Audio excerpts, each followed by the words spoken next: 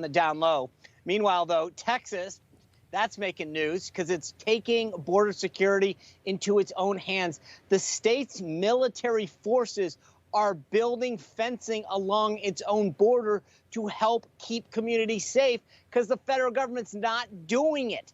This all while a group of Texas sheriffs is suing the Biden administration. Well, joining us now to find out a little bit more about what's happening down there is Texas Congressman and doctor, Congressman Michael Burgess. Congressman, always good to see you. Good evening, Sean. All right, this lawsuit by sheriffs down there in Texas seems to be based on the fact that the federal government is not doing what it's supposed to do. It's unfortunate that your state is having to step in and do what the primary responsibility of any federal government is, which is to provide for the safety and security of its people. Right. Defend the borders, deliver the mail, and otherwise it's up to the states. But you're right, federal government is not fulfilling its obligation.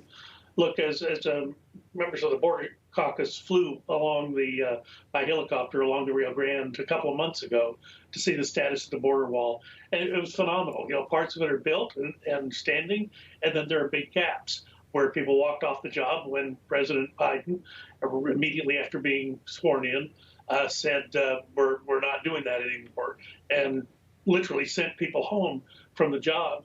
But what struck me at the time is, you know, to complete this, it's not that it's not a lot of work, but most of the work has been done.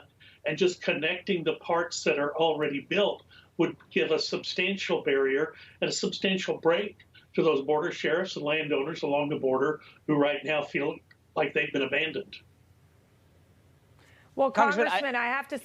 Oh, go ahead, Sean. No, it's all you. Well, Congressman, I have to say, you've also seen different governors provide support from Ohio, South Dakota, Florida. It's been very impressive that they're wanting to provide that support because there is so much chaos happening right now down at the border and so much stress on our Border Patrol agents.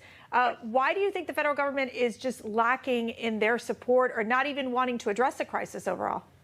Well, it's a lack of will. It has to be a priority, and it's not a priority. Look, one of the things that I'm hoping to do if we ever do get to our normal congressional work this year, part of that work is appropriations, and I hope to work in the appropriations process to try to reimburse Texas for some of the significant expenses that the state government has incurred trying to do the federal government's job. But look, multiple trips down there this year, and I've just never seen it like this. It is more chaotic. It is more unnerving than I have ever witnessed going back to 2009. This is a clear crisis on the border. This administration needs to take responsibility, needs to take ownership, and actually needs to do the job. As far as Secretary Mayorkas going to Guatemala, that actually gives me a little bit of pause. I worry that too much money is going to be promised to governments of the Northern Triangle countries. Look, if those governments were doing their job, we wouldn't have the influx of migrants that we have. So I don't see that sending them more dollars will be helpful. I think Texas does need to be reimbursed for the money it has spent doing the job of the federal government. I will take one issue with there. It's not just their government that's doing their job. I think our government has been inviting them, and then we fly down to Guatemala and go, excuse me, why are your people coming? And even the Guatemalan president said, because you're inviting them, for goodness sake. So I don't think we have to look any further. We definitely don't need to be spending any more money. I agree with you on that. But, Congressman, yes, obviously you're a leader on the border issue, but you've also, as a doctor, been a leader in the COVID area as a member of the Doctors Caucus. This British medical journal, The Lancet, is today doubling down on a letter that they published back in March 2020. All of those doctors, guess what? They came back together and they say, we stand together to strongly condemn conspiracy theories suggesting that COVID-19 does not have a natural origin. One of the authors of that letter is a gentleman by the name of Peter Daszak. We've talked about him, of course, before, who has worked as a fact checker for multiple outlets, including Facebook, who have played down the lab leak.